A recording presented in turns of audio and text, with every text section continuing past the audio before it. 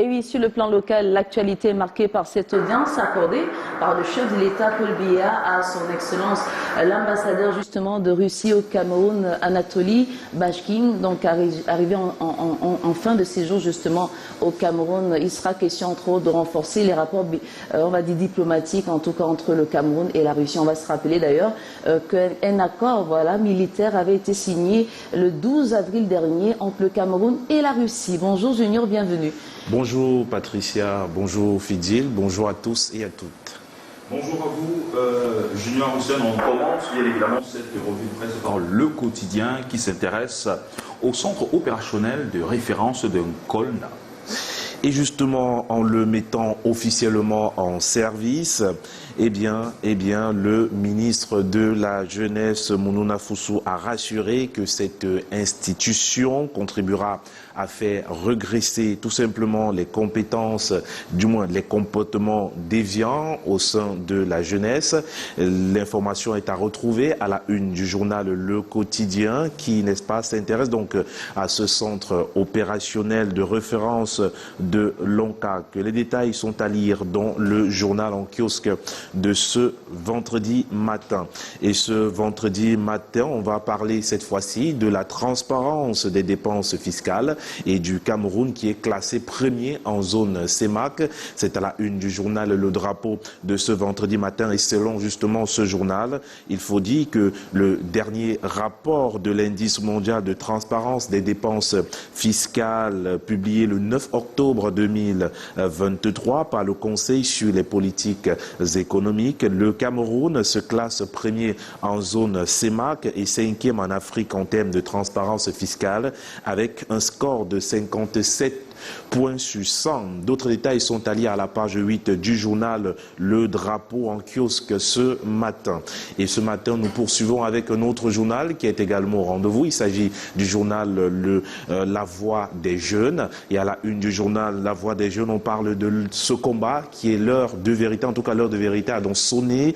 Francis Ngannou sera face à Fury. Un combat très attendu. Le combat de boxe très attendu entre Tyson Fury et Francis Ngannou se tiendra donc ce samedi 28 octobre 2023 à Riyad, en Arabie Saoudite, à partir de 19h. D'autres détails sont à lire dans le journal en page 3. Et nous poursuivons ce matin avec un autre journal qui est également en kiosque. Il s'agit de l'Expression. Le journal Expression qui, à sa une, s'intéresse à l'Université des technologies de l'information et de la communication. On parle de plus de 1000 étudiants inscrits en première année. Autre fait à retrouver donc dans un autre journal, surtout à la une du journal Mutation de ce vendredi. On parle de la prison principale de Konengi, en prison avec 2 enfants. Titre donc le journal ce matin. Il s'agit bien sûr de Njanabou qui est accusé de vol de téléphone et qui se retrouve aujourd'hui à la prison principale de Konengi du côté de Yaoundé avec ses 2 enfants. Le journal en parle amplement à la page 5. Et nous parlons à présent de ce don présidentiel à la une du journal Le Jour qui est en kiosque ce vendredi. Eh bien, le journal s'interroge à quoi on servi les ordinateurs du président Paul Biya des années après la distribution des ordinateurs. Eh bien, le journal mène donc une enquête pour savoir ce qu'il en est de ces ordinateurs aujourd'hui et de ce que les enfants en ont fait sur le terrain depuis qu'ils ont reçu ce don du président Paul Biya. Et au bas de une du journal Le Jour de ce vendredi, on parle des éboulements de terrain. Plus de 44 décès enregistrés à Yaoundé en 11 mois l'année dernière. 16 personnes trouvaient la mort au quartier Damas. Poursuivons ce matin avec le journal Cameroun Tribune qui est également en kiosque et qui ce matin s'intéresse à cette relation entre le Cameroun et la Russie. On parle là tout simplement de l'arrivée, du moins arrivée en fin de séjour au Cameroun. Eh bien, l'ambassadeur Anatoly Bashkin a été longuement reçu hier après-midi par le président de la République, Paul Biya.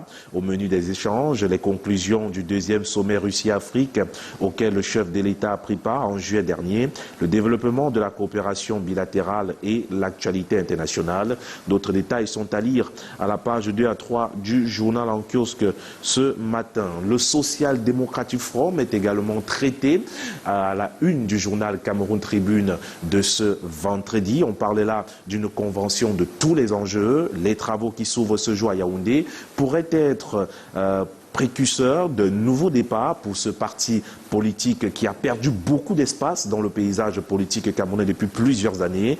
Pour reprendre le flambeau de Nidjon Frondi comme chairman, 3 candidats, Joshua aussi, David Chestel Chewa et Golden Zama. Les détails sont à retrouver à la page 7 du journal en kiosque de ce jour. Et puis le même journal, toujours en colonne de 1, s'intéresse à ce combat très attendu. Francis Ngannou Tyson Fury, choc de titan, titre donc le journal en colonne. Le Camerounais, ex-champion de MMA, affronte ce samedi soir à Riyad le champion du monde invaincu des poids lourds. C'est toujours dans le journal Cameroun Tribune.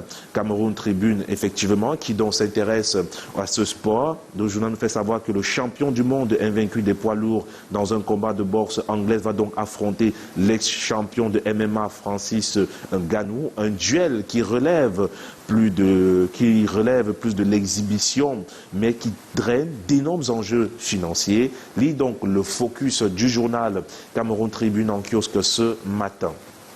Et ce matin, Nouvel Horizon est également au rendez-vous. Et dans les kiosques, le journal nous parle à sa une de l'urbanisation, à la une de ce journal. Risque d'inondation dans la commune de Yaoundé 7. C'est bien sûr une information que l'on peut lire à la une du journal Nouvel Horizon. C'est dans un communiqué de la mairie de la commune d'arrondissement de Yaoundé 7. Et bien que les populations ont été informées que cet arrondissement contient à l'heure actuelle des inondations, des risques d'inondation très énormes, très énormes. Donc, eh bien, ces inondations-là se préparent à grands pas avec les pluies qui s'annoncent de ce côté-là. Poursuivons donc ce matin avec un autre journal qui est également en kiosque le soir, Triebdo de ce vendredi matin s'intéresse à ces journées nationales de l'économie sociale. On parlait là des jalons qui ont été posés, jalons d'une structuration réussie. Le ministre des Petites et Moyennes Entreprises, de l'économie sociale et de l'artisanat, Achille Basseleken, 3 représentants personnels du Premier ministre, chef du gouvernement, a présidé la cérémonie d'ouverture de la 6e édition des Journées nationales de l'économie sociale. Du côté de Yaoundé, c'était en présence des membres du gouvernement et des acteurs de l'économie sociale fortement mobilisés pour la circonstance. Autre sujet à retrouver dans un autre journal, le quotidien Réalité Plus de ce vendredi, juste au bas de sa une, s'intéresse à cette coopération du moins cette convention qui lie désormais Camwater à l'École nationale supérieure polytechnique de Douala. La Camwater et l'École nationale supérieure polytechnique de Douala se projettent tout simplement pour l'avenir. Blaise Moussa, directeur général de la Camwater, et le professeur Magloire Ondoa, recteur de l'université de Douala, ont mutualisé leurs forces le 19 octobre dernier à travers une convention cadre. Les détails sont à retrouver dans ce journal en kiosque ce matin. On va parler santé à présent avec le quotidien Éco-Santé qui s'intéresse au journalisme et communication scientifique. On parlait là de cette grande conférence qui se tient du côté de Yaoundé, en tout cas Yaoundé qui abrite la toute première conférence en Afrique centrale. C'est donc là une information qui occupe la une principale du journal Le Quotidien Éco-Santé.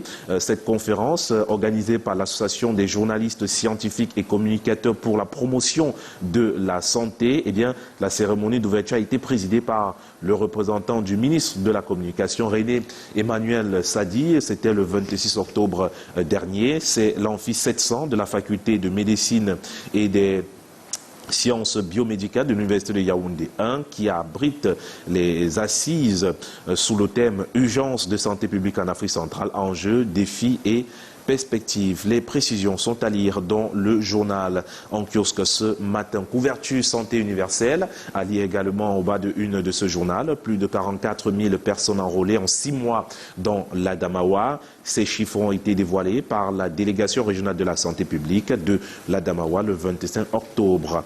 Poursuivons avec un autre sujet pour parler cette fois-ci de la vie chère au Cameroun. C'est avec le journal La Météo qui est également en kiosque ce vendredi. On parle de la baguette de pain, eh bien, le gouvernement veille au réajustement des prix. Le ministre du Commerce a sommé les boulangeries de baisser significativement et immédiatement les prix du pain suite à la décrue des coûts mondiaux du blé. Plusieurs enseignes locales répondent déjà à l'appel de Luc Magloire Baga à Tangala, à lire dans le journal en page 3 de ce matin.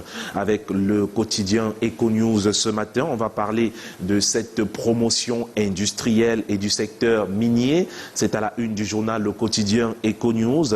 Eh bien, au cours du lancement à Douala de la 4e édition du Forum international des investisseurs, le ministre des Mines, de l'Industrie et du Développement technologique, Fou Callistius Gentry, a appelé les acteurs du secteur privé à tirer profit des opportunités qu'offre à notre économie les grands projets miniers en cours d'exploitation sur le territoire national. Quel est l'impact des 10 projets sur le développement des services et des industries connexes? Décryptage à retrouver dans ce journal.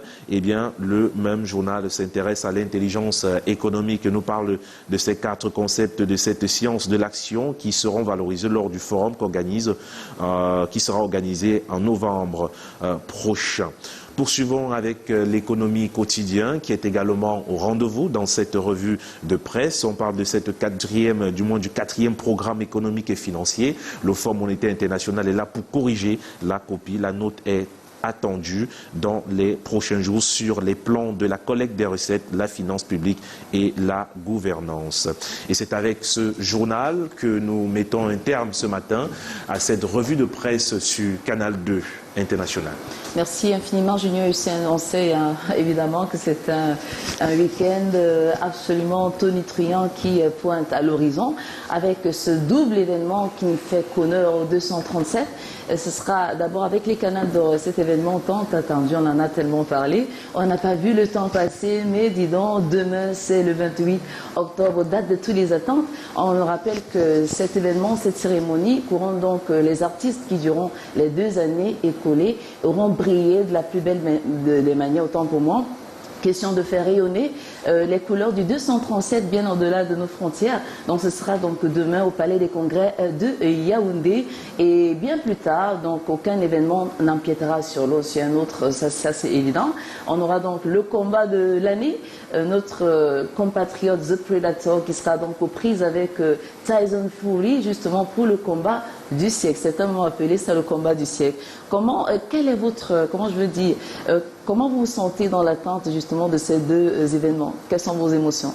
Bon, je suis très très confiant pour Francis Ngannou, qu'il faut déjà dire ne pas favori dans ce combat. Pour ceux qui suivent ce type de championnat, il n'est pas favori, ça c'est clair, mais nous savons très bien que c'est un combattant, c'est un guerrier, c'est un lion indomptable et je crois qu'il ne pourra pas décevoir le public qui le soutient. En tout cas, nous sommes confiants que Francis Ngannou pourra remporter ce combat, quel que soit le round.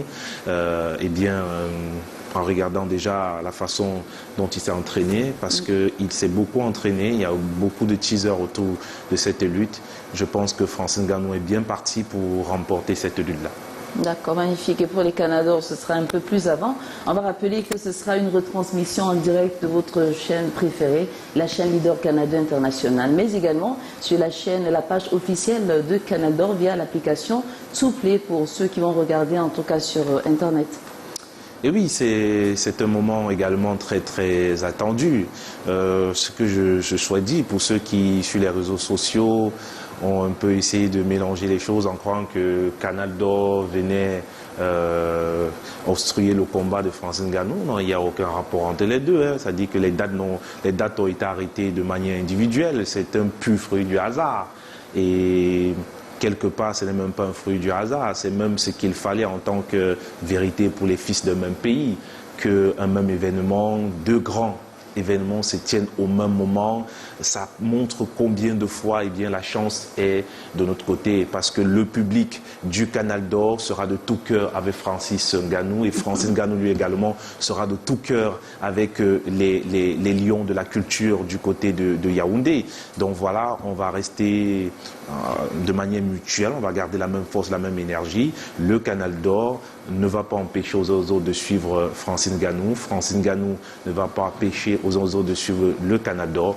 Eh bien, vous avez donc la possibilité de suivre Canal d'Or à partir même de votre téléphone, sur les différentes plateformes de Canal d'Or International, en utilisant l'application, en regardant la télévision. Vous aurez également l'opportunité de vivre le combat de Francis Ngannou, justement, via, n'est-ce pas, quelques couloirs bien ficelés du Canal d'Or. Magnifique. Ils ont compris. D'accord, oui, un complément d'information, c'est que, certes, après les Canal d'Or, il y aura cette rencontre de boxe entre Francis Ngannou et Tyson Fury. Mais je rappelle qu'avant, il y a un autre Camerounais qui combat, on n'en parle pas beaucoup, c'est Carlos Takam. Carlos Takam qui s'est longtemps entraîné avec Francis Ngannou.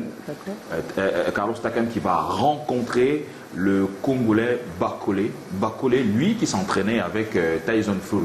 Donc ce sera une sorte de mise en bouche en attendant bien évidemment la grande rencontre opposant Tyson Fury à Francis Ngannou. On va dire que c'est un jour exceptionnel. Hein. On part sur le postulat selon lequel chaque Camerounais, chaque Camerounaise est un lion dans son domaine de définition, et il va sans dire en fait que ce sera donc un vrai pôle d'attraction pour les lions de la culture à travers les Canal d'Or et bien sûr les lions du multi-martial art.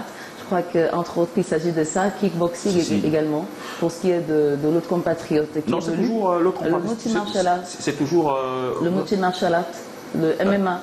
Non, c'est toujours de la boxe. Oui, justement, en fait. Toujours de la boxe. Oui, le kickboxing, le multi-martial art. Anyway, c'est toujours les lions qui en sortent vainqueurs. Et c'est pour le plus grand bonheur de 237 et des 10 fils et filles de la galaxie, de la planète. C'est un privilège quand même d'être de la planète. Ça, c'est pour la petite note d'humour. Ben oui, c'est un privilège d'être du continent, de la planète, etc. Ça fait toujours... Bon, du moins, ça fait toujours plaisir de savoir qu'on vient du Cameroun. Mais on est parfois déçu également d'être du Cameroun, dans la mesure où on a des difficultés dans notre pays. C'est-à-dire que quelque part, mais je pense qu'on ne doit pas regretter d'appartenir à une nation de toute façon. On ne doit pas regretter, on doit seulement se dire que si on constate que notre nation, notre pays ne nous donne pas ce que nous voulons, tentons de donner à notre pays ce dont elle a réellement besoin, ce dont il a réellement besoin pour nous donner ce qu'on attend, parce que vous savez, très souvent, nous demandons trop au Cameroun, pourtant nous apportons très peu au Cameroun. Donc du coup, j'invite les fils et filles du Cameroun à se dire que quelque part, un pays se construit par son peuple, un pays se construit grâce à sa nation. Un pays se construit grâce à ses populations et ses habitants. Un pays ne se construit pas pour accueillir ses populations. Non, c'est vous. Si vous avez la chance d'être au Cameroun, eh bien, bâtissez le Cameroun. Soyez un digne fils de ce pays en aimant le Cameroun, en donnant le meilleur. C'est pour ça que nous félicitons le Canal d'Or qui, à sa manière, contribue à l'éclosion de la culture camerounaise. C'est pour ça que nous encourageons Francis Ngannou qui, à sa manière, grâce à ses combats, peut permettre que le Cameroun rayonne à l'international et qu'aujourd'hui, l'un des footballeurs les plus puissants au monde, Cristiano Ronaldo, puisse, n'est-ce pas, parler du Cameroun en disant que voilà, j'ai un ami qui vient du Cameroun. Donc, il y a chacun à sa manière, nous également, Fidil, Patricia, vous et moi, à notre manière, contribuons sereinement en étant des professionnels pour l'amélioration du Cameroun. Et la messe est dite, hein, je crois que la lecture de l'heure se fera en temps réel par Tyson Fury, puisqu'on est compatriotes jusqu'à la gare, et on a confiance en notre compatriote The Predator, donc il ne va qu'en faire une bouchée. Ça, c'est une balade de santé, anyway. On est rendu à quelle heure, vous savez? 7h21. Oui, et à suivre dans ce programme, escalement de Lille Piedjou aux côtés de Calvin Tekam. Ce sera donc l'information hors de nos frontières. Et puis, on reviendra avec les Canal d'Or, mais avec ce qui avec le sport et surtout la nutrition. Ce sera donc tout à l'heure avec Marcel Théagué qui viendra nous dire un mot là-dessus, sur surtout comment ça s'est déroulé hier, puisque vous vous souvenez, l'atelier portant sur la nutrition et le sport au service des talents se déroulait donc hier au restaurant Méthode M. Il reviendra certainement pour un petit débrief et puis on parlera de toute autre chose. Mais on partagera aussi les différentes dates qui ont retenu l'attention du monde, un 27 octobre. Mais avant, la page pub, le passage obligatoire.